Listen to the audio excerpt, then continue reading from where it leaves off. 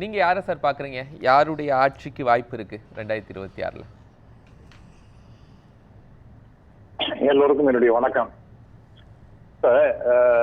இது வந்து it is ஒரு டாஸ் போட்டு பாக்குற மாதிரி யார் ஜெயிப்பாங்க அப்படிங்கிற மாதிரி தான் நாம பேசுவதாக இருக்கின்றது. எக்ஸிட் போல வச்சுட்டு நாம ஒரு டெஃபினட்டா ஒரு முடிவு பெற முடியாது.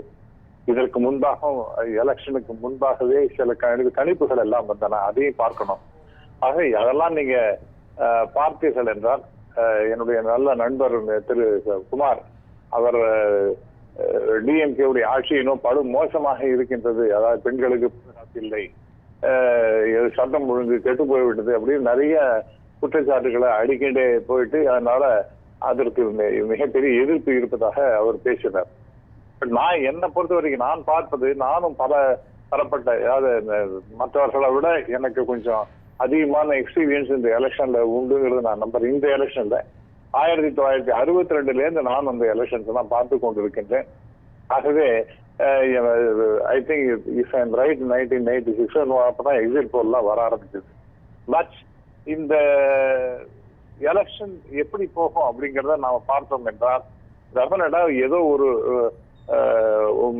ஒரு கட்சி நிச்சயமாக மிகப்பெரிய அளவிற்கு இல்ல, அது ஒரு மெஜாரிட்டி வாங்குகின்ற அளவிற்கு ஒரு கட்சியானது வெற்றி பெறும். அது யார் அப்படின்னு பார்த்தீர்கள் என்றால் அது டிஎம்கே தான் இருக்கும் என்று நான் நம்புகிறேன். ஏனென்றால் அவங்களுடைய பர்ஃபார்மன்ஸ் மக்கள்கிட்ட மிகப்பெரிய அளவிற்கு பர்ஃபார்மன்ஸ் என்ன, நான் வந்து அதை பத்தி பேச ஆரம்பிச்சேன்னா ரொம்ப நேரம் பேசுற மாதிரி ஆயிடும் சார். இன்ஃபேக்ட் இந்த முதல்ல பர்ஃபார்மன்ஸ் எடுத்துட்டீங்கன்னா முதல்ல எல்லாருக்குமே இன்னைக்கு தெரிஞ்ச சமாச்சாரம் எலெக்ஷன் பெர்ஃபார்மன்ஸா கேக்குறேன் சார், இல்ல கவர்னிங் பெர்ஃபார்மன்ஸா கேட்கல. எலெக்ஷன் பெர்ஃபார்மன்ஸ்ல ஏதாவது பண்ணாங்களா அப்படி? இல்ல அதான் சார், எலெக்ஷன் எப்படி சார் பெர்ஃபார்மன்ஸ்ங்கிறது தனியா ஒரு இஷ்யூவா வச்சு நான் பேச முடியும். எல்லாத்தையும் மொத்தமாக மக்கள் தேர்தல் பணிகளை மிக மொத்தம் அதிமுகவிடவும் தாவேகாவிடவும் தேர்தல் பணிகளை மிக அதிகமா செஞ்சிருக்கலாம். அதான சார் நம்ம தேர்தல்ல இல்ல அந்த மாதிரி அந்த ஆங்கிள் இது நம்ம எஸ்ஐஆர் அப்படிங்கிற ஒரு இஷ்யூ வந்த பிறகு அதை மிக சிறப்பாக ஹேண்டில் பண்ணினது அப்படின்னு பாத்தீங்கன்னா அது டிஎம்கே தான். பிகாஸ் அந்த மிஷினரி மிக சிறப்பாக யூஸ் பண்ணி அவங்களுடைய கட்டமைப்பு, நான் சொல்ற டிஎம்கேயோட கட்டமைப்பை யூஸ் பண்ணி யார் பேரையும் விடாதபடி பார்த்து கொண்டு அவர்கள் எல்லாம் எப்படி ஓட்டர்ஸ் லிஸ்டை கொண்டு சேர்ப்பது என்பதை மிக தெளிவாக மிக சிறப்பாக செய்திருக்கின்றார்கள் என்பது என்னுடைய கணிப்பு.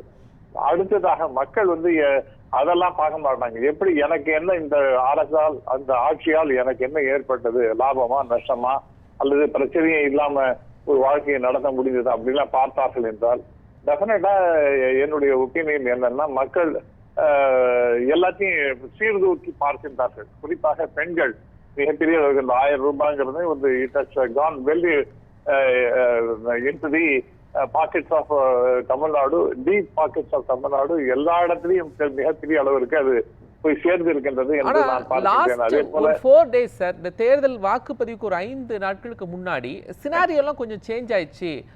நிறைய புதிய வாக்காளர்கள் வந்து வாக்களிச்சாங்க, விஜய்க்கான வாக்கு அதிகமாயிருச்சு அப்படிங்கிற ஸ்டேட்மெண்ட்ஸ் எல்லாம் நம்ம பார்த்தோம்ல. நான் அதை பத்தி நான் கொஞ்சம் கூட குறைய நீங்க சொல்றது நான் முழுமையா ஒத்துக்கிறேன்.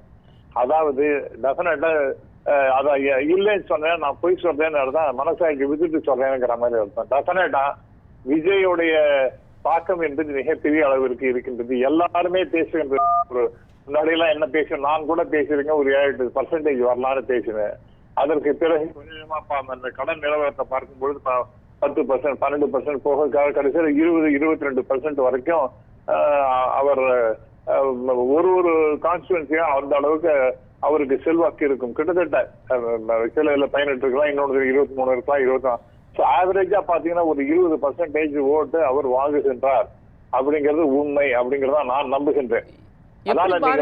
அந்த லாஸ்ட் 4 daysல எப்படி இந்த கேம் மாறிச்சுது? பெர்சன்டேஜ் லெவல் அப்படியே மூவ் ஆச்சுது? இல்ல சார், அது டெஃபினட்டா மக்களுக்கு குறிப்பாக யங்ஸ்டர்ஸ், உதாரணமா நான் சொல்றேன், என்னுடைய டிரைவருடைய பொன் குழந்தை அது வந்து 5ஆம் கிளாஸ் படிக்கிறது. அது வந்து அப்பாட்ட அம்மா அப்படின்னு சொல்றது, தயவுசெய்து ஓட்டை வந்து விஜய் அண்ணாங்க போடுங்கிறது. அது அந்த குழந்தைக்கு அரசியலை பத்தி என்ன தெரியும்? அதே மாதிரி திரு ராம், என் ராம் ஹிந்துடைய மிக முக்கியமான ஒரு பொறுப்புல இருக்கின்றவர். அவர் எடிட்டராகவும் இருந்தவர். அவர் என்ன சொல்றாருன்னா, ஒரு 3 வயசு குழந்தை விஜய்க்கு ஓட்டு போடுங்கன்னு சொல்லிட்டு அந்த குழந்தை வந்து அம்மா அப்பாட்ட பேசுகின்றதாம். தாத்தா பாட்டிட்டெல்லாம் வந்து சின்ன சின்ன குழந்தைகள்லாம் பேசுகிறேன். ஸோ அது கிட்டத்தட்ட ஒரு பிரெயின் வாஷ் பண்ண மாதிரி அது போயிருக்கு. அது வந்து அதுக்கு முக்கியமான ஒரு காரணி என்னன்னு பார்த்தீர்கள் என்றால், விஜய் அவர்கள் குழந்தைகளுக்கு எல்லாம் அப்பீல் பண்ணியிருக்காரு. நீங்க எல்லாம் வந்து உங்க அம்மா பாட்ட தாத்தா பாட்டிட்ட உறவுகிட்ட சொல்லுங்கிற மாதிரிலாம். அது ஐ திங்க் இட் இஸ் இது வரைக்கும் நான் கேள்வியே படாத சமாஜம். சின்ன சின்ன குழந்தைகள்லாம் இதுல இன்வால்வ் பண்ணிடுறதுங்கிறது மிக மிக தவறானது. ஆகவே அது வந்து அவர் ஒரு சினிமா நடிகர் என்ற காரணத்தினால் அவருக்கு ஒரு செல்வாக்கு இருக்கின்றது என்பதை மறுக்கவே முடியாது. ஆகவே அந்த விதத்துல பார்க்கும்போது அவருக்கு நிச்சயமாக சப்ஸ்டான்சியல் நம்பர் ஆஃப் ஓட்ஸ் வரலாம். நான் வந்து குமார் அவர்கள் சொன்னார் ஒரு சீட்டு வேணா கிடைக்கலான்னு. மேபி ஒரு 6-7 சீட்டு வரைக்கும் வாய்ப்பு இருப்பதாக நான் கருதுகின்றேன். அதுக்கு மேல டபுள் டிஜிட் வருவதற்கு வாய்ப்பு இல்லை என்றுதான் கருதுகிறேன். இது வந்து it is again DMK versus ADMK. அந்த இந்த போட்டியில டெஃபினட்டா டிஎம்கே ஒரு 140 எனக்கு தனித்து 140 அப்படின்னு சொல்றீங்களா, கூட்டணியோட சேர்த்து சொல்றீங்களா சார்? நான் தான் சொல்றேன், 140ல இருந்து 160 வரைக்கும் டிஎம்கேக்கு வருவதற்கு வாய்ப்பு இருக்கின்றது. 2 விஷயத்தை சொல்லிடுறேன். ஒண்ணு, கூட்டணி ஆட்சி என்பது கிடையாது. டிஎம்கேக்கு தனிப்பட்ட முறையில அவர்களுக்கு மெஜாரிட்டி வரும் என்று நான் கருதுகிறேன். 2வது, ஹங் அசம்பிளி வரும் அப்படிங்கிற மாதிரி சில ப்ரெடிக்ஷன்ஸ் எல்லாம் இருக்கு. அதெல்லாம் நடக்க போறதில்ல. ஹங் அசம்பிளி எல்லாம் இருக்காது. 3வதாக, இன்னைக்கு வந்து இப்ப சற்று முன் நான் வந்து ஒரு ஆங்கில தொலைக்காட்சியில பேசிட்டு வருகின்றேன். அதுல பேசின சாணக்கியா அப்படிங்கிற ஒரு நேற்றுக்கு வந்து சாணக்கியா ஸ்ட்ராட்டஜிஸ் அப்படிங்கிற ஒரு அமைப்பு, அவங்களுடைய கணிப்பு தான் வந்து 120 இடம் டிவி ஜெயிக்கிற மாதிரி அப்படிங்கிற மாதிரி சொல்லிருக்காங்க. இந்த சாணக்கியாங்கிறது கிட்டத்தட்ட அதையே ரிப்பீட் பண்ற மாதிரி ஒண்ணு வந்திருக்கின்றது. இப்ப சற்று முன் வந்திருக்கின்றது. அதுலயும் விஜய்க்கு 35%, டிஎம்கேக்கு 35%, கிட்டத்தட்ட 2 பேருக்கும் ஒரே மாதிரியான percentage of votes. And ADMK பொறுத்த வரைக்கும் அவங்களுக்கு ஒரு 20-25 இடத்துக்கு மேல கிடைக்காது அப்படிங்கிற மாதிரி அவங்களுடைய ஒரு கணிப்பெல்லாம் இருக்கு. அதெல்லாம் எல்லாம் நம்ப முடியும். அதனால நான் என்ன சொன்னேன்னா, அதை உங்க தொலைக்காட்சி மூலமாகவும் நான் சொல்ல விரும்புகின்றேன். இந்த மாதிரி நாளைக்கு நான் மே மாசம் 4ஆம் தேதி ரிசல்ட் மாறி வருகின்றது என்றால், ஒரு யாது ஏடிஎம்கே ஜெயிக்கட்டும் அல்லது டிஎம்கே ஜெயிக்கட்டும், அவங்க வந்து மெஜாரிட்டியாக வெற்றி பெறுகின்றார் என்றால், இந்த எக்ஸிட் போல் எல்லாம் கண்டக்ட் பண்றவர்கள் அவர்கள் பப்ளிக்கா அப்பாலஜைஸ் பண்ண, நான் மன்னிப்பு கேட்டுக் கொள்கிறேன், நாங்க பண்ணது மிகப்பெரிய தப்பு அப்படின்னு சொல்லிட்டு. ஏன்னா எனக்கு இன்னைக்கு ஒரு எலெக்ஷன் டே அன்னைக்கு எனக்கு டெலிபோன் வருது. சார் நீங்க யாருக்கு சார் ஓட்டு போட்டீங்கன்னு. உங்களுக்கு தான் சார் நான் ஓட்டு போட்டேன்னு. என்ன சார் இப்படி சார் பேசுறீங்க, விளையாட்டா பேசுறீங்க, நீங்க விளையாட்டா என்னப்பா எக்ஸிட் போல்லாம் எப்படியா நடத்துவான்? நான் வந்து வீட்டுல உட்காந்து சாப்பிட்டுட்டு இருக்கேன், நீங்க வந்து போல் போட்டு எவ்வளவு நேரம் ஆச்சு, எனக்கு நீ இப்ப டெலிபோன் பண்ற, என்ன அர்த்தம்? What does it mean? இது எக்ஸிட் போல்னு அர்த்தமா அப்படின்னு நான் கேட்டேன். அதே மாதிரி வெளியில முன்னாடி எல்லாம் எக்ஸிட் போல் அதுலயும் நான் பார்ட்டிசிபேட் பண்ணிருக்கேன். அவங்க எல்லாம் போலிங் பூத்துல இருந்து வெளியில வந்த உடனே உங்களை கேட்பேன், சார் நீங்க யாரு சார் ஓட்டு போட்டு சொல்ல முடியுமா sir, if you don't mind அப்படின்னு கேட்பாங்க. அதெல்லாம் கிடையாது. டெலிபோன்லயோ அல்லது இவர் அப்படி சொல்லியிருப்பார், அவர் இப்படி சொன்னார் அப்படிங்கிற அதெல்லாம் வச்சிருந்தா ஒரு கணிப்புகள் நடத்துவது என்று மிக தவறானது. இந்த மாதிரி நிறைய கணிப்புகள்லாம் வச்சுட்டு நான் சொன்னப்பல விஜய்க்கும் 35, டிஎம்கேக்கும் 35, ஏடிஎம்கே பொறுத்த வரைக்கும் in terms of number of seats அது வந்து 20, 22, 27க்கு மேல போகாது அப்படிங்கிற மாதிரி கணிக்கிறதெல்லாம் ரொம்ப ஐ திங்க் இது வந்து ஹைலி மிஸ்லீடிங். இது பொதுமக்களுக்கு விரோதமான ஒரு, அதாவது இங்க இருக்கிற ஓட்டர்ஸே கேவலப்படுத்துற மாதிரி ஒரு செயல்பாடாக நான் பார்க்கின்றேன். இது ரொம்ப தவறான. they must apologize to the people.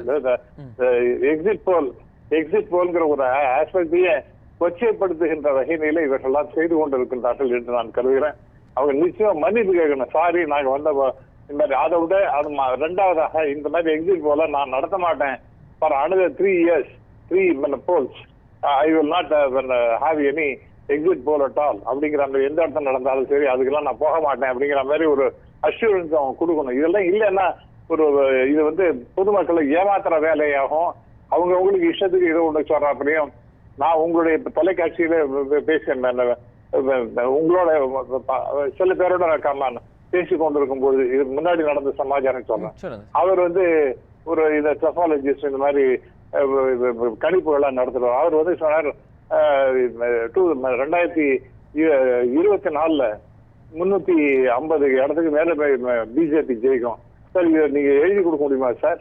நீங்க என்ன எல்லாம் வேணும் டெஃபினட்டா எழுதி கொடுக்க முடியுமா? நீங்க பேசுறதெல்லாம் ரொம்ப சரியானதாகவே இல்லைங்கிற மாதிரி சொன்னேன். அதுக்கப்புறம் உங்க தொலைக்காட்சியில அவரும் வந்த போது நான் அவர்கிட்ட கேட்டேன், எங்க 240 பேருக்கு மேல வரல, நீங்க 350 பேரு நீங்க என்ன பேசுனீங்களே எங்க நீங்க அப்படின்னா அதுக்கு காசு முடியும் சத்தம் போட்டு அவர் அதோட போயிட்டாரு. எதுக்கு நான் சொல்றேன்னா, அவங்களுக்கு ஒரு தார்மீக பொறுப்பு என்பது கிடையாது, ஒரு சோசியல் ரெஸ்பான்சிபிலிட்டிங்கிறது கிடையாது. எனக்கு பிடிச்சதுங்கிறதுக்காக நான் வந்து டிஎம்கேக்கு ஆதரவாகவோ ஏடிஎம்கேக்கு விரோதமாகவோ பேசுவது என்பது கூடாது. அதுக்கு தகுந்தாப்புல அந்த சஃபாலஜிஸ்ட்ங்கிற அந்த போல் செய்யக்கூடாது என்பதுதான் என்னுடைய தாழ்மையான விண்ணப்பம். Coming to shorter and the short, I would like to briefly mention, definitely இந்த தடவை DMK is winning. மறுபடியும் சொல்றேன், இது கோலிஷன் கவர்மெண்ட் கிடையாது. தனிப்பட்ட முறையில DMK will get a simple majority. அதுல ஒன்றும் சந்தேகம் இல்லை. It is going to be 142, 160 அப்படிங்கறத என்னுடைய கருத்து. சார் பழைய மாதிரி இப்போ நிலைமை இல்லை சார். நிலைமை கிராமங்களில் கூட நான் 2 மாதத்துக்கு முன்னால் ஊருக்கு போயிருந்தேன். ஒரு விவசாயி கேட்குறாரு, இந்த அரசியல் கட்சிகளுக்கு விமோசனமே கிடையாதா? ஒரு யாருக்கு ஓட்டு போடணும்னா நாங்கள் எங்களுக்கு மனசே இடம் கொடுக்க மாட்டேங்குது. ஒரு நல்லவங்களை தேர்ந்தெடுக்கிறதுக்கு ஒரு சிஸ்டத்தை ஃப்ரேம் பண்ண மாட்டாங்களா? அரசியல் கட்சின்னா மக்களை சேர்த்துக்கிட்டு ஒரு அரசாங்கத்தை உருவாக்கி போகிற அதுலேருந்து சுரண்டி மக்கள் பணத்தை எடுத்து அவங்கெல்லாம் வாழ்கிறதுக்கு தான் அரசியல் கட்சி வந்திருக்கா? இதெல்லாம் யார் என்றைக்கு மாறும்னு ரொம்ப சாதாரணமாக இவங்களுக்குலாம் என்ன தெரியும்னு நினச்சிக்கிட்டு தான் பேசணும். பிறகு அவ்வளோ விவரத்தை சொல்கிறாங்க கிராமங்களில். இதுக்கு காரணம் இந்த ஸ்மார்ட் ஃபோன் இதெல்லாம் வந்ததுனால அவங்க எல்லா விஷயத்தையும் கிராஸ் செக் பண்ணுறாங்க. மக்கள்கிட்ட நிறைய விழிப்புணர்வு வந்திருக்கிறது. 10 வருஷத்துக்கு இப்போ இல்லை. நீங்க என்ன சொல்ல வேண்டியதோ அதை நீங்க சொல்லிட்டீங்க. அதுக்கு மறுபடியும் எனக்கு I have understood what you said. அதனால தான் சொல்றேன். அதனால அரசுக்கு மேல மக்களுக்கு அதிருப்தி இருக்கிறது என்றுதான் என்னுடைய வாதம். அதெல்லாம் சார் அதிருப்தி இருக்கிறது ரொம்ப காலமாவே இருக்கு சார். நீங்க என்ன இன்னைக்கு புதுசா நீங்க வந்து இப்ப 2 மாசத்துக்கு முன்னாடி பேசுறீங்க. நான் 1967 62 அந்த சமயத்துல காமராஜர் காலத்திலேயே பணம் ஓட்டு வாங்கி காமராஜர் 10 ரூபா 15 ரூபால ஓட்டு அது காசு கொடுத்ததெல்லாம் உண்டு. அதெல்லாம் உங்களுக்கு தெரியறதுக்கு வாய்ப்பு இல்லை சார்.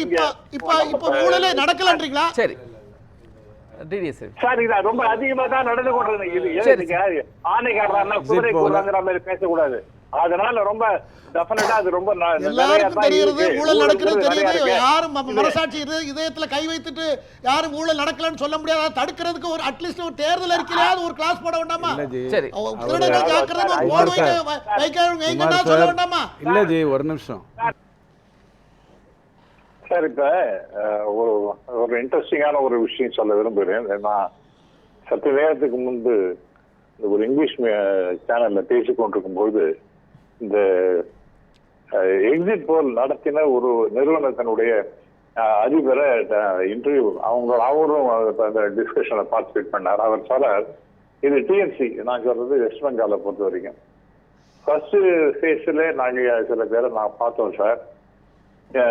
செகண்ட் ஃபேஸ்ல நாங்க வந்து இப்படிதான் இருக்குங்கிற மாதிரி நாங்களா ஏதாவது ஒரு கட் ஃபீலிங்கோட பண்ணினோம். ஆனால் இது டிஎம்சி டெஃபினட்டா வராதுங்கிற மாதிரி எங்களுக்கு தோணிச்சு. இதை நான் கன்ஃபார்ம் பண்றதுக்கு நாளைக்கு அல்லது நாளைக்கு சொல்றேன். அதாவது 4ஆம் தேதி ரிசல்ட் வரப்போகுது. இதுக்கு நாளைக்கோ நாளைக்கோ சொல்ல போறாங்க. எதை பின்னாடி எந்த பேசிஸ்ல ஒரு எக்ஸிட் போல 2 நாள் 3 நாள் கழிச்சு அவர் வந்து யாரை வச்சிருந்து எப்படி பண்ண போறாரு. ஸோ இந்த மாதிரி கேலி கூத்துகள்லாம் நடந்து கொண்டிருக்கின்றன சார். இந்த மாதிரி கேலி கூத்துகள்லாம் எக்ஸிட் போல ஏதோ சயின்டிபிக்கா நடத்துறாங்க அப்படிங்கிற மாதிரிலாம் ஒன்றும் கிடையாது. இன்ஃபேக்ட் இன்னைக்கு இந்த மீடியாவை பொறுத்த வரைக்கும் ஸ்டேட் மீடியா அப்படின்னு பாத்தீங்கன்னா அது வந்து டிஎம்கேக்கு சார்பாக இருப்பதாக ஒரு பேச்சு. அடுத்தது நேஷனல் சேனல் மீடியா பாத்தீங்கன்னா அது வந்து பிஜேபி ஏடிஎம்கேக்கு இருப்பதாக ஒரு பேச்சு. அண்ட் தாவேகா என்று பாத்தீங்கன்னா அது வந்து சோசியல் மீடியால அதனால்தான் 50% 60% இந்த இது போல் வருது, ரிசல்ட் வருது. ஆகவே இதெல்லாம் நம்ம நம்ப வேண்டாம். யதார்த்தமான உண்மை யதார்த்தமான உண்மைகள். இப்ப நீங்க இப்ப போட்ட உங்களுடைய இதுலயே கூட ட்விட்டர்லயும் யூடியூப்லயும் பாத்தீங்கன்னா 60% தாவேக்கான வருது. எல்லாம் யங்ஸ்டர்ஸ் உட்காந்து டக்குன்னு அவங்க போட்டு இருக்காங்க. அவங்க அவனும் குறையாதான் சொல்லலாம். ஆனால் இப்படிதான் நடந்து கொண்டிருக்கின்றது. அது கலை யதார்த்தத்தைக்கு சம்பந்தம் இல்லாததாக இருப்பதாக நான் பார்க்கின்றேன். நன்றி. இதுல ரிசல்ட் எப்படி இருக்கும் நான் நம்புறேன்னா, மறுபடியும் சொல்றேன், நம்ம மக்கள் ரொம்ப ஆழ்ந்து எல்லாத்தையும் கவனிக்கிறாங்க. அதனால ஒரு பீஸ்ஃபுல்லான ஒரு ஆட்சி நடக்க வேண்டும் என்பது அவங்க ரொம்ப தெளிவாக இருக்கின்றார்கள். அதெல்லாம் பார்த்தீர்கள் it is going to be DMK which is going to come back to power அப்படிங்கிறத நான் நினைக்கிறேன். அது வந்து தேங்க்யூ சார். ஓகே.